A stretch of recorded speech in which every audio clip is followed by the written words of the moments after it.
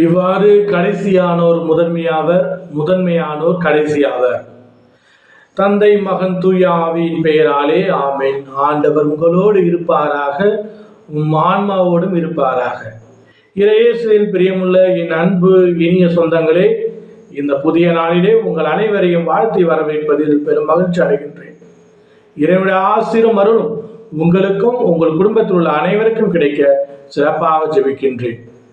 இன்றைய நற்செய்தியானது மத்திய எழுதிய நற்செய்தி 20வது அதிகாரம் வசனங்கள் 1-16 முடிய உள்ள வசனத்தில் ஒரு நிலக்கிழாருடைய நீதியையும் நேர்மையையும் இங்கு சுட்டி காட்டுகின்றது.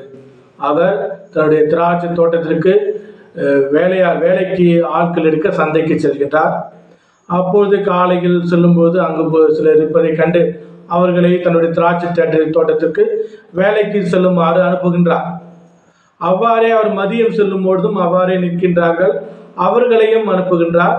கடைசியாக 3வது சமயம் அவர் சொல்லும் போது அங்கே சில பேர் இருப்பதை கண்டு, ஏன் இவ்வாறு இருக்கிறீர்கள், எங்கேயும் வேலைக்கு செல்லவில்லையா என்று கேட்கும்போது அவர்கள் எங்களுக்கு யாரும் வேலைகள் தரவில்லை, ஆனால் தான் நிற்கிறோம் என்று கூறுகின்றார்கள். அவர்களையும் தன்னுடைய திராட்சை தோட்டத்திற்கு வேலைக்கு அனுப்புகிறார். அப்போது சம்பளம் நேரம் வந்தது.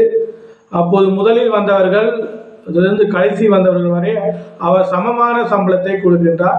இதை பார்த்து முதலில் வந்தவர்கள் கேட்கின்றார்கள், அவர்கள் சிறிது நேரமே வேலை செய்தார்கள், அவர்களுக்கும் எங்களுக்கும் ஒரே சம்பளமா என்று கேட்கின்றார்கள். நியாயமான கேள்விதான்.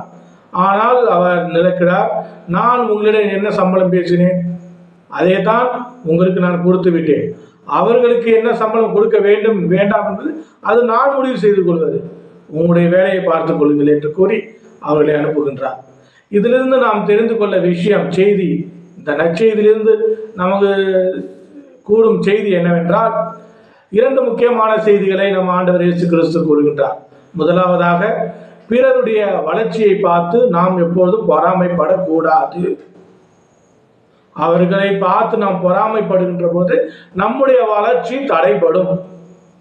அவருடைய வளர்ச்சியை பார்த்து அவன் அவ்வாறு இருக்கின்றான், இவ்வாறு இருக்கின்றான் என்று, அவ்வாறு வளர்கிறான் என்று பொறாமைப்படாமல் நாம் நம்முடைய வளர்ச்சியில் கண்ணும் கருத்துமாக இருந்து செயல்படுகின்ற போது நம்முடைய வளர்ச்சி ஒரு சிறந்த வளர்ச்சியாக இருக்கும். அடுத்தபடியாக விஷயம் என்னவென்றால், பிறருடைய வளர்ச்சிக்கு நாம் உறுதுணையாக இருக்க வேண்டும், அவருக்கு தடை கற்களாக இருக்கக்கூடாது. நாம் அவர்களுக்கு உறுதுணையாக ஒத்தாசையாக இருந்து வளர்ச்சிக்கு ஒத்துழைப்பு கொடுக்கின்ற போது இறைவன் நம்முடைய வளர்ச்சிக்கு ஒத்துழைப்பு அளிப்பார்.